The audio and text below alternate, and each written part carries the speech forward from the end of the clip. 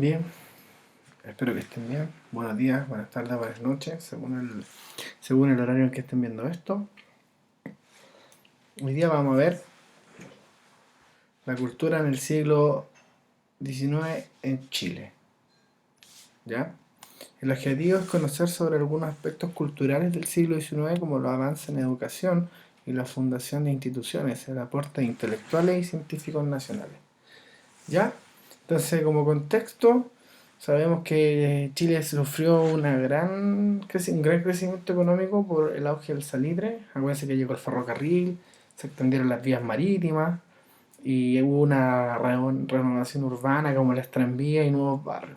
Entonces, si usted se fija, en la calle afuera del colegio en Vergara hay unas líneas de fierro. Por ahí pasaba el tranvía, que era como las micros de esa época. Eh, Aparecieron bancos, sociedades anónimas, ¿ya? Y se modernizó el campo. Y el Estado invirtió en el crecimiento de la educación, ya que empezó a ser un problema la falta de educación por parte de los sectores más populares de Chile. Entonces nace la Universidad de Chile. ¿Por qué nace la Universidad de Chile? Nace con la finalidad de promover los valores republicanos. Y su primer rector fue Andrés Bello, un venezolano que tuvo gran trayectoria aquí en Chile, y creo que la clase pasada lo mencioné. Él fue el creador y quien redactó el Código Civil chileno y que existe hasta la actualidad. Y tuvo varios cargos como ministro, etc. Entonces, Chile crea la universidad en 1843 y que reemplaza la Universidad de San Felipe, y las carreras que se impartieron en ella fueron leyes, medicina, ingeniería y arquitectura. Retomamos la figura de Andrés Bello. Lo que les decía, fue senador y rector de la Universidad de Chile, redactó el Código Civil y ayudó a varios intelectuales del país, fue el guía, el tutor. Entonces, dentro de los ideales ilustrados de los conservadores como los liberales, creían que la educación era clave para modernizar el país. Entonces van a surgir un sinnúmero de instituciones educativas y se van a promulgar leyes para que el sistema educativo se amplíe y la gente tenga acceso a educación. Igual en la práctica tienen que considerar que esto tampoco va a ser masivo, ya que para los campesinos, para los grupos populares, la educación iba a ser un problema, considerando que si no trabajan no comen. Por lo tanto, el porcentaje de gente y de niños que se educaba era mínimo.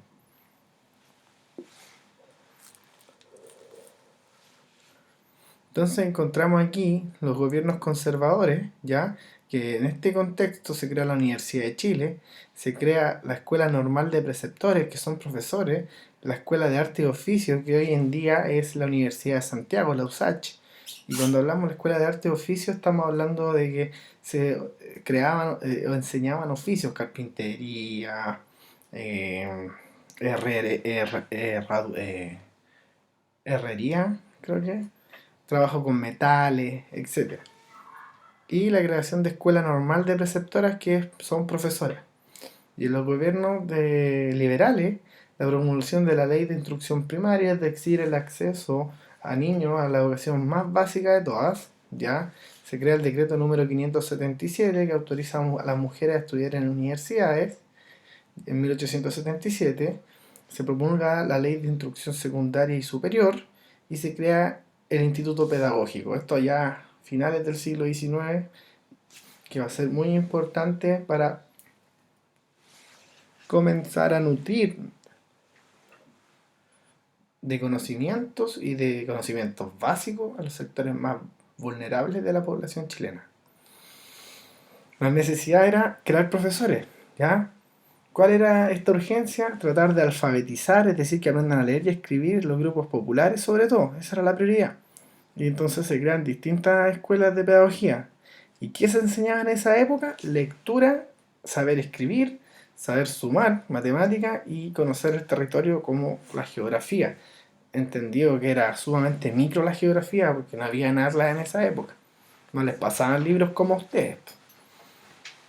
Y en las escuelas de mujeres, además, se impartía costura y bordado. Y si hay alguien que tiene abuelita, es cosa que le pregunten si sus abuelitos, sus papás, o sea, sus bisabuelos, es muy probable, sobre todo las mujeres, que siempre las veía usted, les puede contar que siempre bordaban, siempre tejían, siempre arreglaban los pantalones, hacían bastas, pegaban botones, y eso tiene que ver porque a las niñas les enseñaban a coser y a bordar. Y que a la larga también se transformó después en una fuente de ingreso para la población más vulnerable, porque ese oficio era sumamente requerido, ya que hacer una basta, arreglar un cierre, pegar un botón, no todos sabían hacerlo, entonces se transformó en una fuente de ingreso en esa época.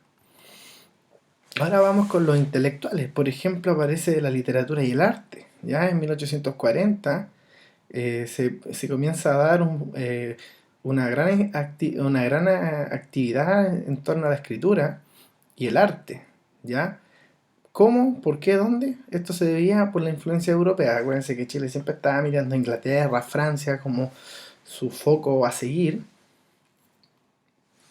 Pero la literatura y el arte van a jugar un rol muy importante porque van a generar identidad nacional. ¿Por qué? Porque van a rescatar la naturaleza, las tradiciones populares y la vida cotidiana. Entonces, el concepto de la nación aquí se va a ampliar gracias a estos elementos culturales. ¿Ya? Entonces aquí, ¿cuál fue la pillería, entre comillas, de las clases dominantes? Fue incluir los elementos culturales, fue incluir los elementos culturales propios del mundo campesino, de las clases populares, para que todos se sintieran chilenos y parte de la misma nación.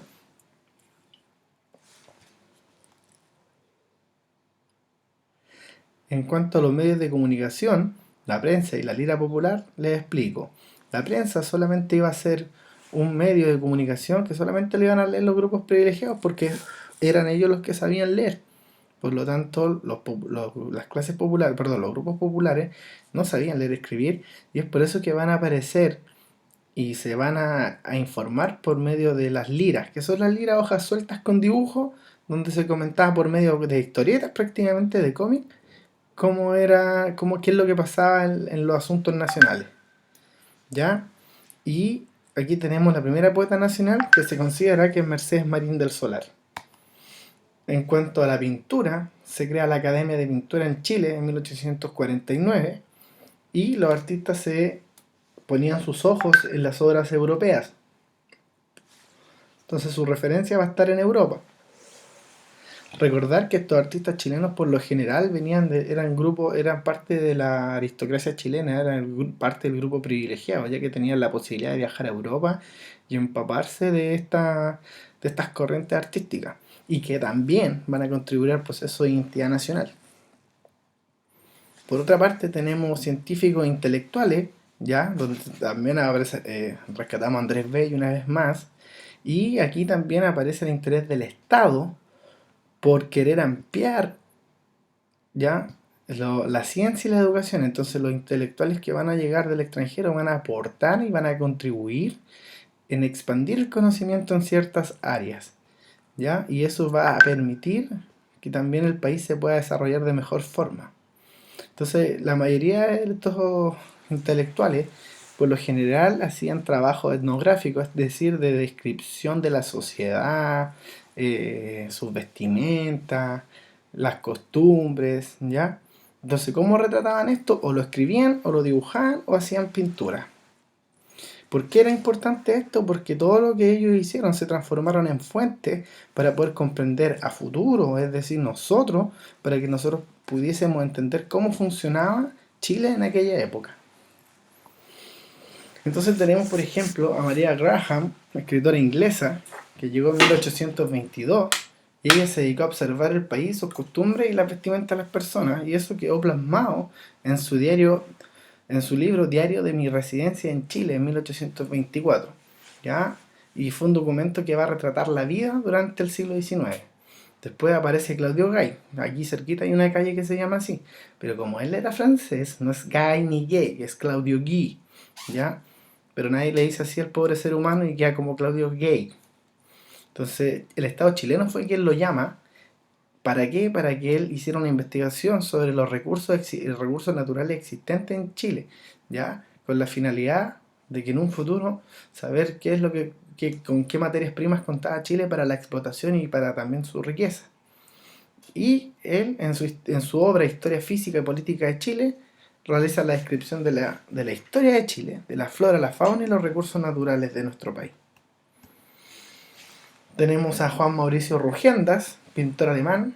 Llega a Chile en 1834, se dedicó a retratar las costumbres y personas, registró la flora y fauna de los lugares que frecuentaba, y su obra más célebre, una de sus obras más célebres, que está en el Museo de Historia Nacional, es La Vista de Santiago desde el Santa Lucía. Bien, una breve clase en la que podemos ver hoy, y las actividades son actividad de la página 87, la número 1, letra A, B y C, y la número 2. ¿Ya? Eso nomás sería. Por favor, enviar la información al sexto B Filipense 2020 @gmail, me equivoqué, gmail.com. Tienes una semana para enviarlo y ya nos vamos a poner en campaña para la segunda evaluación, que yo creo que van a ser una batería de preguntas, ya, unas 5 o 6 preguntas sobre la unidad. Recuerden que el semestre termina en la quincena de agosto, por lo tanto ya es mejor que empecemos a cerrar este capítulo de la segunda unidad. Ya, lo otro, por favor, cuando manden información, no me la manden al crosa@colegiofilipense.cl, sino que les voy a pedir por favor que me lo envíen solamente al sexto B y no me lo manden con copia al otro, porque si no empiezo a revisar para los dos lados y no termino nunca. Ya, chiquillas, así que eso como favor. Y nada, antes de cerrar la actividad, antes de cerrar la clase, quiero hacer una síntesis, entendiendo que cuál fue el aporte finalmente de los intelectuales y de este proceso cultural de Chile. Era la búsqueda de una identidad nacional, era consolidar la idea de nación por medio de todos estos personajes que recopilaron información. Se pudo hacer posible de que las clases populares, los grupos más desposeídos, se sintieran parte del Chile, de que sus elementos culturales se van a hacer parte del país y se van a empezar a considerar. Entonces esa es la importancia de los intelectuales en esta época y del rol del Estado, que vio en ello una finalidad positiva para seguir construyendo el concepto de nación.